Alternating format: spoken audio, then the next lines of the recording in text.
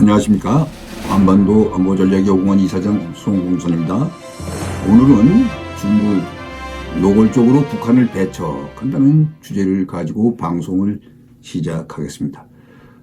북중 간 이상 기준은 2023년 9월 김정은이 러시아를 방문해 푸틴과 정상회담을 하고 양국 간 군사 경제 협력을 파격적으로 강화하기로 한 이후부터 계속 포착되고 있습니다. 우크라이나 등 교전지역 포탄 대규모 제공 등 거래 이후 김정은과 푸틴의 미로를 바라보는 중국의 입장은 불쾌하기 이를 데 없습니다. 이는 중국이 한일 중 정상회의 참여 등을 통해 한국, 일본과 관계 개선을 꾀하는 것과 맥이 다 있습니다. 얼마 전 중국은 김정은이 2018년 5월 중국 대련 방문 당시 시진핑 국가주석과 산책하면서 친교를 쌓은 것을 기념하기 위해 설치한 것으로 알려진 북중 정상 발자국 동판을 지난 5월 제거한 바 있습니다. 블라디미르 푸틴 러시아 대통령이 방북해 김정은과 포괄적 전략 동반적 관계를 맺은 직후 이루어진 조치입니다.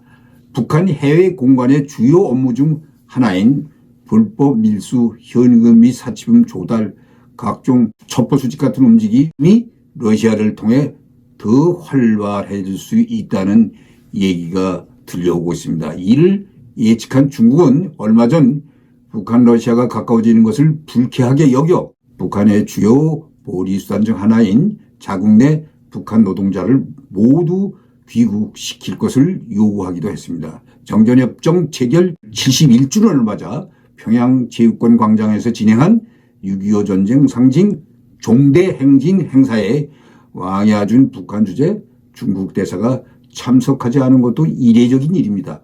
주요 북한 뉴스 관련 매체들도 각국 외교 사절이 참석한 행사에서 북한의 혈맹이자 6.25 전쟁에 참전한 중국 대사의 모습이 보이지 않는 것은 매우 이례적인 일이라고 했습니다. 북중 간 교육 규모가 급감한 것도 눈길을 끌고 있습니다. 중국 해관 총소에 따르면 즉 세관 당국이죠.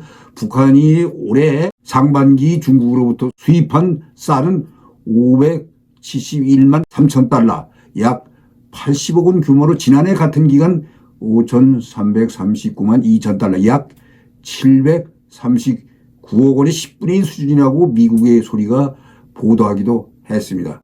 우크라이나 전쟁으로 서방의 제재를 받는 러시아와 달리 최근 중국은 북한이 내세우는 반미 노선과 전략적 이해관계가 완전히 일치하지 않는 모습이라며 중국이 대북 제재 무력화나 군사기술 지원을 거부하고 있습니다. 지난 2016년 북한이 핵실험과 장거리 로켓, 미사일 등 고강도 전략 도발을 반복하는 데 대해 중국이 유엔 안전보장이사회의 대북 제재 결의 채택에 찬성하고 제재 이행에 동참하는 등 대북 압박 기조를 보였을 때도 북한은 보복으로 비슷한 현상이 벌어졌는데 당시에도 북한은 자국 내 화교의 통행증 발급을 제한했습니다. 북중 우호조약 체결 63주년을 기념하는 연회가 얼마 전 평양에서 열렸지만 북한 측 참석자의 급이 낮아진 것으로 나타나기도 했습니다. 최근 북중 관계의 이상 기류를 반영하는 것이라는 분석이 이처럼 나오고 있습니다. 노동신문은 조중 우호 협조 및 호상 원자에 관한 조약 체결 63돌에 취임하여서 북한 주재 중화인민국 중국 대사관이 9월 11일 연회를 마련한 바 있는데 북측에서는 조중 친선 의원단 위원장인 김승찬 김일성 종합대학 총장을 비롯해 관계 부문 일꾼들이 초대됐었습니다. 중국 측에서는 왕야준 대사와 대사관 직원들이 참석했었다고 하지만 중국 국방부가 지난 7월 30일 베이징 인민대회당에서 건군 97년 리셉션을 열었는데 주중 북한 군관들이 참석하지 않았습니다.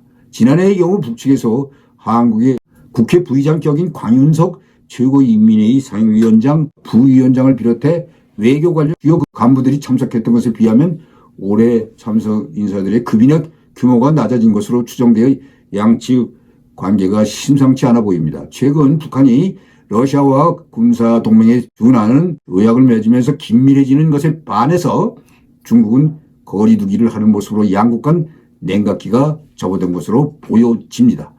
북러 간 밀착 행보에 중국이 거리를 두면서 북중 관계에 이상 기류가 포착되는 가운데 김정은이 중국에서 근무 중인 북한 외교관들에게 중국 눈치를 보지 말라는 취지의 1호 지시를 내려 충돌하는 모습이 보여지기도 했습니다.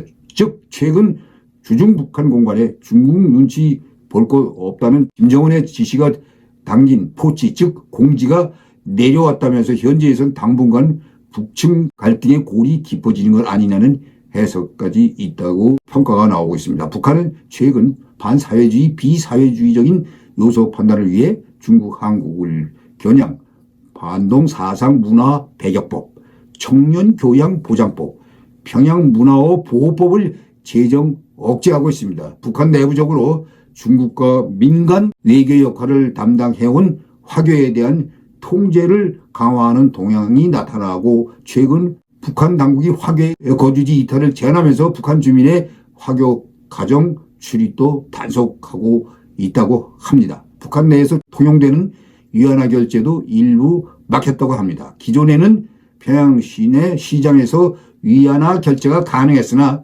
현재는 불가능해졌다고 합니다.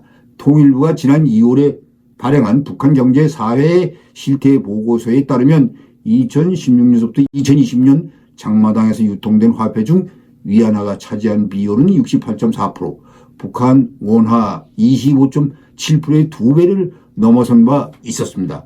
외부 사상 유입을 막는 차원에서 주민의 한류 접촉을 적극적으로 차단해온 북한은 최근에는 중국 문화까지 막는 것으로 단속의 범위를 넓혔다는 이야기입니다. 또 다른 소식통들은 북한 당국이 지난 수개월 동안 주민과 군인을 대상으로 중국 영화 시청을 금지했다면서 중국 영화가 담긴 저장 매체를 압수한 사례도 있습니다. 조선 중앙 TV를 비롯한 북한 관영방송의 외화 코너에서는 중국 영화를 방영하는 비중이 급격히 줄어들었습니다.